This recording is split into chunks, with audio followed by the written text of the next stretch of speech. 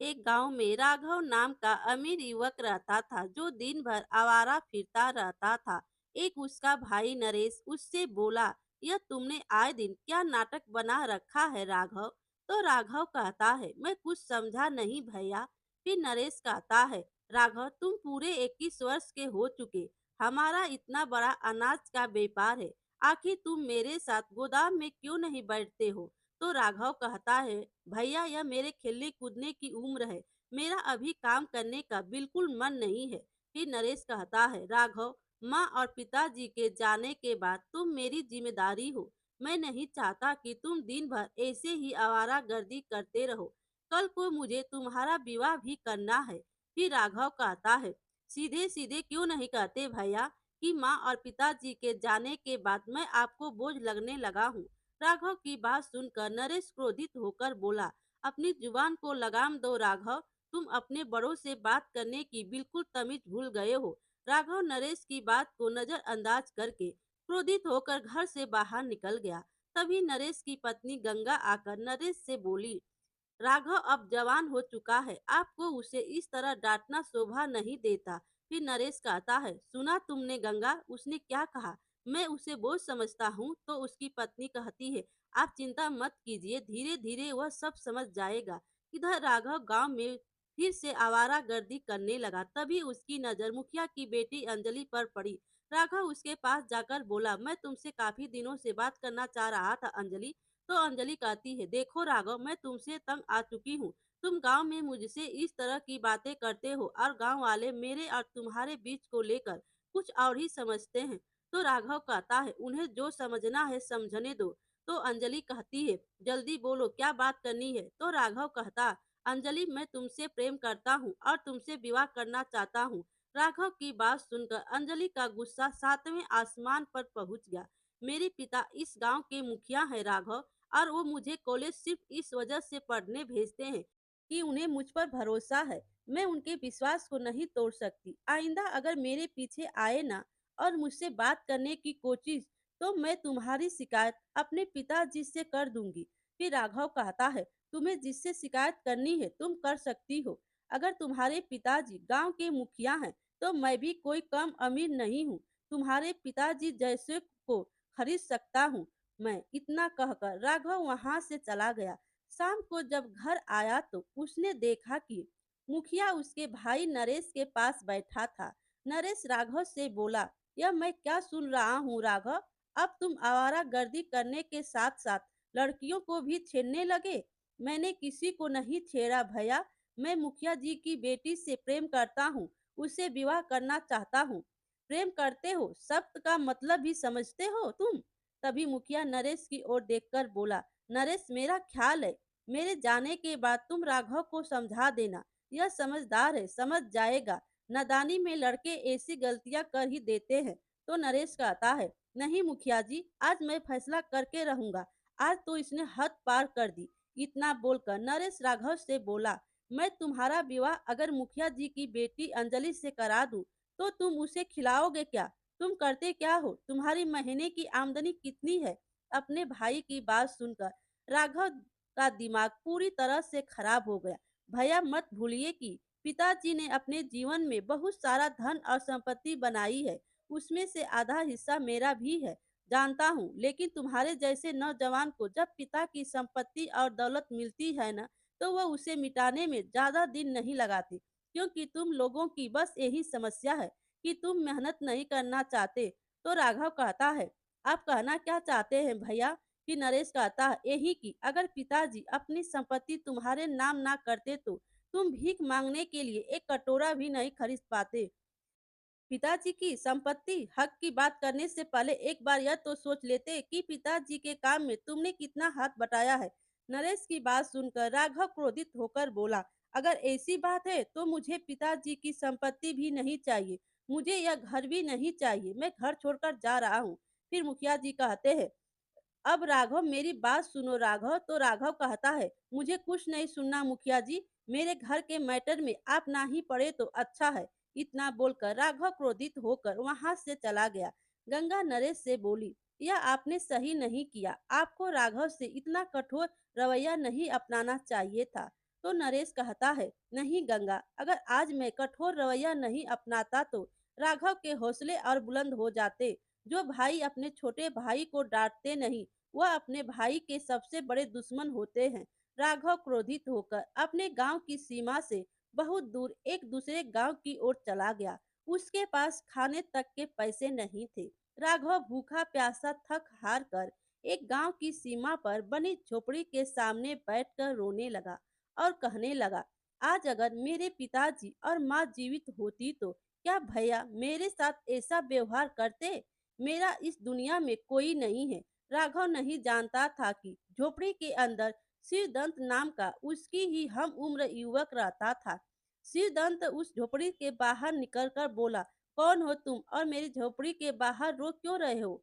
मेरा नाम राघव है। अगर तुम्हें अपनी झोपड़ी के सामने रोने से एतराज है तो मैं कहीं और जाकर रो लेता हूँ। मेरा नाम शिवदंत है। लगता दोस्त घर से काफी नाराज होकर आए हो और अंदर से उदास भी हो और शकल से काफी भूखे लगते हो। फिर राघव कहता है, मैंने सुबह से कुछ नहीं खाया और मेरे पास पैसे भी नहीं है। तो शिवदंत कहता है, चलो मेरे साथ, मैं तुम्हें खाना खिलाता हूँ।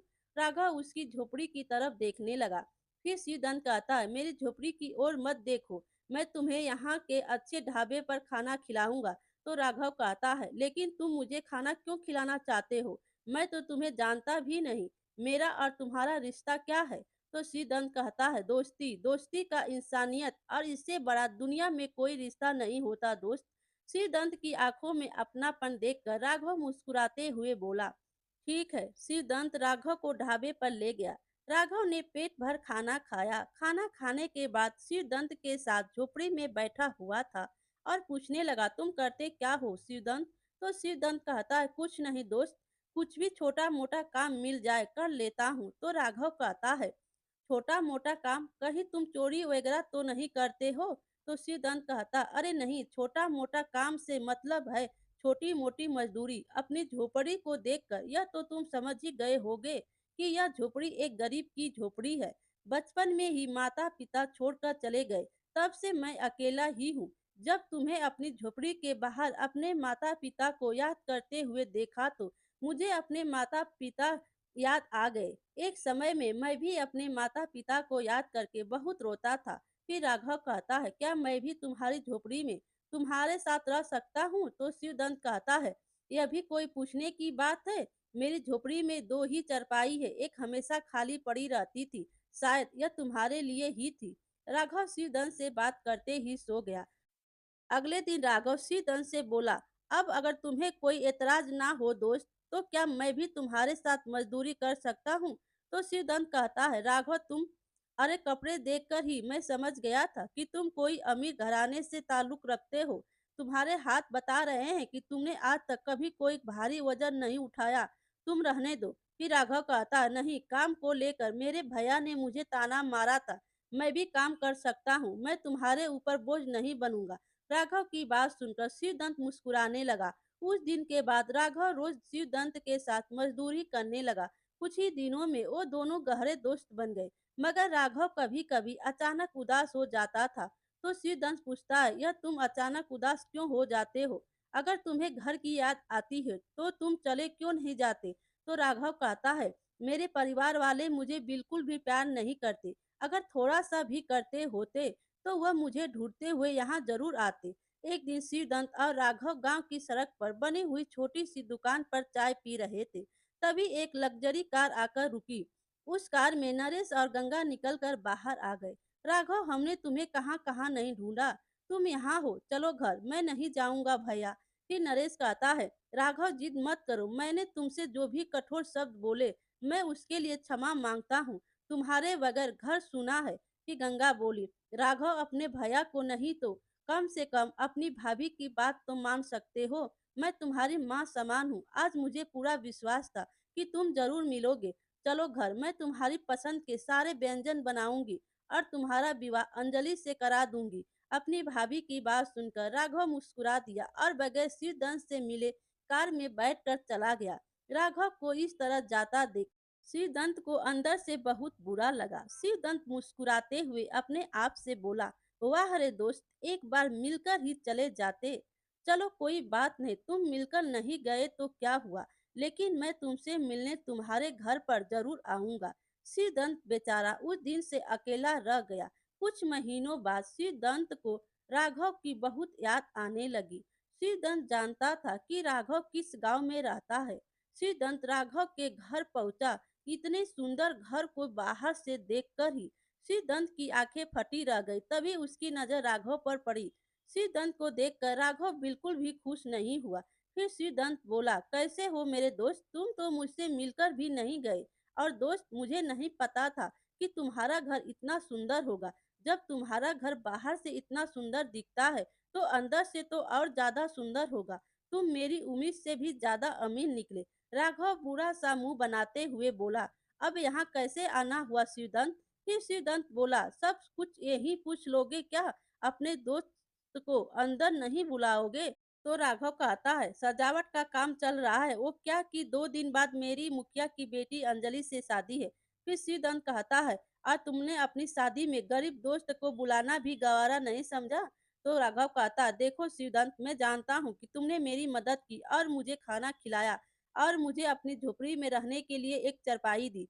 तुम्हें उसके लिए जितने भी पैसे चाहिए मैं तुम्हें देने के लिए तैयार हूँ।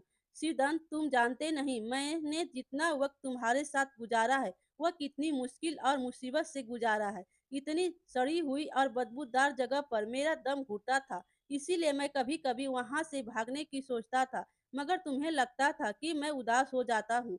फिर सिद्धांत कहता है, राघव, तुम्हारी सोच बहुत छोटी निकली दोस्त। मैंने तुम्हें सच्चे दिल से अपना दोस्त माना था, इसीलिए तुम्हारी मदद की थी। फिर राघव कहता है, सिद्धांत, तुम में और मुझ में जमीन आसमान का फासला है। एक अमीर और एक गरीब दोस्त नहीं हो सकते। मैं नहीं चाहता तुम्हें यहाँ पर कोई और देखे जिससे मेरी बेइज्जती हो जाए, इसीलिए तुम शांति से यहाँ से चले जाओ। राघव की बात सुनकर सिरदंत उदास हो गया और उदासी से मुस्कुराता हुआ बगैर कुछ कहे वहां से चला गया। कुछ महीनों बाद सिरदंत अपने गांव के एक रोड पर खड़ा था कि तभी एक कार तेजी से आकर एक पेड़ से टकरा गई। सिरदंत वहां खड़े लोगों से बोला, अरे देखो, वो कार एक पेड़ से टकरा गई। सिरदंत सहित सभी लोग वहां चले गए। सिरदंत कार के अंदर बैठे लोगों को देखकर बोला, अरे यह तो राघव है और लगता है यह उसकी पत्नी। एक व्यक्ति सिरदंत से बोला, क्या तुम इसे जानते हो। तो सिरदंत कहता है, हाँ जानता हूँ, और मैं ये भी जानता हूँ कि यह कहाँ रहते हैं। फिर वहां मौजूद व्यक्तियों में से एक बोला, अब ये दोनों तो बुरी तरह से जख्मी हैं, इन दोनों को तुरंत अस्पताल में एडमिट कराना होगा भाई।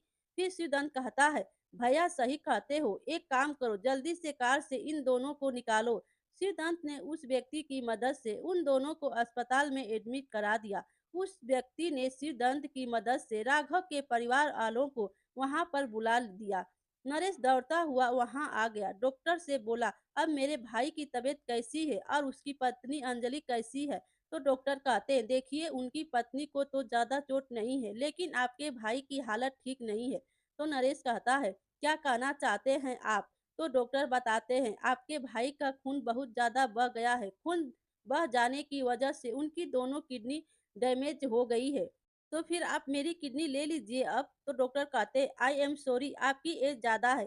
फिर नरेश कहता है, डॉक्टर, मेरे भाई के इलाज में जितना भी रुपया खर्च हो जाए उसकी चिंता मत कीजिए, बस मेरे भाई को ठीक कर दीजिए। आप जाकर सबसे पहले खून का इंतजाम करिए, क्योंकि आपके भाई का ब्लड जो ग्रुप है वो हमें कहीं नहीं मिल रहा। नरेश पागलों की तरह खून का इंतजाम करने लगा, मगर उसे राघव के ब्लड ग्रुप का कोई ग्रुप नहीं मिला और हर किसी ने अपनी किडनी देने से मना कर दिया। सिरदर्द चुपचाप डॉक्टर के पास आकर बोला, मेरा ब्लड ग्रुप चेक कर लीजिए डॉक्टर साहब। तुम कौन हो। राघव का दोस्त हूँ। डॉक्टर ने सिरदर्द का ब्लड ग्रुप चेक किया। अरे वाह, तुम्हारा ब्लड ग्रुप तो राघव के ब्लड ग्रुप से मैच खा गया। फिर सिरदर्द कहता है, डॉक्टर साहब, मैं अपनी किडनी भी डोनेट करना चाहता हूँ। तो डॉक्टर बोले, क्या तुम इस बात को सीरियसली कह रहे हो। तो शिवदत्त कहता, हाँ डॉक्टर साहब, राघव मेरा दोस्त है, उसकी नई शादी हुई है, मैं नहीं चाहता कि उसे कुछ हो जाए। जब राघव ठीक हो जाए तो मेरा मैसेज राघव तक आप जरूर पहुंचा दीजिएगा, बस मैं इतना ही चाहता हूँ। फिर डॉक्टर कहता है, तुम बिल्कुल पागल इंसान हो। अरे नरेश बहुत पैसे वाला इंसान है, उसे पता लग गया कि तुमने अपनी किडनी उसके भाई को दान दी है तो वो तुम्हें पैसे से तोल देगा। तो शिवदंत कहता है, मुझे पैसे नहीं चाहिए, मैं दोस्ती के नाम को बदनाम नहीं करना चाहता। कुछ महीनों बाद राघव बिल्कुल स्वस्थ हो गया और ठीक होकर राघव मिठाई का डिब्बा लेकर डॉक्टर से मिलने अपने भाई के साथ उसके घर पर आया और कहने लगा, भैया बता रहे थे कि उन्होंने आपसे बहुत पूछा कि मुझे किडनी किसने दान की, मगर आपने भैया को नहीं बताया। तो डॉक्टर कहते हैं, हाँ राघव, क्योंकि जिसने तुम्हें किडनी और ब्लड डोनेट किया था, उसने मुझे सिर्फ तुम्हें ही बताने को बोला था। तो राघव कहता है, मैं आपकी बात का मतलब नहीं समझा। तो डॉक्टर कहते हैं, उसने अपना नाम शिवदंत बताया था और मुझसे कहा था कि राघव जब स्वस्थ होकर आपसे किडनी डोनेट करने वाले का नाम पता करने आए तो आप उसे मेरा नाम बताना और साथ ही यह भी कहना कि असली दोस्त इसे कहते हैं। राघव और उसे भी कहना कि अगर उसे दोस्त बनना है तो वह किसी गरीब को बनाए, क्योंकि गरीब ही मुसीबत में काम आते हैं। डॉक्टर की बात सुनकर राघव फुट फुट कर रोने लगा। वह बगैर देर किए अपनी बाइक लेकर सीधे श्रीदंत की झोपड़ी के पास चला गया, मगर उसने देखा उस झोपड़ी के अंदर कोई दूसरा ही व्यक्ति रह रहा था। तो राघव उस व्यक्ति से पूछता है, यहाँ पर तो श्रीदंत रहता था, कहाँ गया श्रीदंत? फिर वह व्यक्ति कहता है, वो तो यहाँ से 1 महीने पहले ही चला गया। फिर राघव पूछता है, क्या आप जानते हैं वो कहाँ गया?